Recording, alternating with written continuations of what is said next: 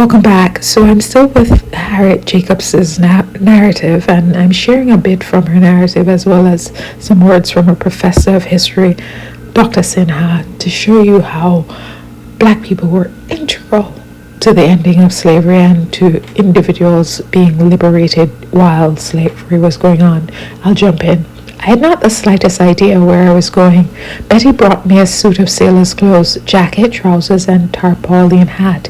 She gave me a small bundle, saying I might need it where I was going. In cheery tones, she exclaimed, "I'm so glad you is going to free parts. Don't forget old Betty. Perhaps I'll come along by and by." I tried to tell her how grateful I felt for all her kindness, but she interrupted me.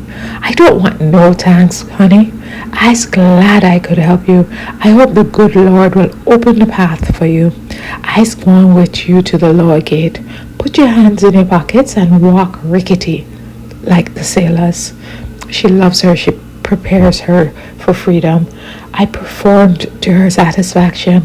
At the gate I found Peter, a young colored man, waiting for me. I had known him for years. He had been an apprentice to my father and had always borne a good character. I was not afraid to trust to him.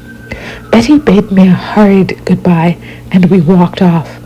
"Take courage, Linda," said my friend Peter.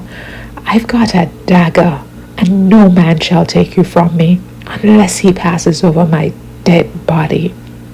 Their protection. Dr. Sinha is an American history professor at the University of Connecticut. She was born in India, and she received her PhD from Columbia University. And she's talking about her book, The Slave's Cause. And I'm just going to read briefly what she said about the role played by enslaved people in the abolition movement. Quote, "Following the lead of a few historians of the Caribbean who have looked at the role of slave rebellions, particularly the Haitian Revolution in abolition, I insist that slave resistance, rather than bourgeoisie liberalism, was central to the American abolition movement, where such connections were intimate and proximate." And she then says, "In fact, most historians of American slavery have traditionally tended to downplay the notion of slave resistance because they wanted to say people loved being slaves, and then when it was glorious to end slavery, they wanted to say they ended it." So it's just twisting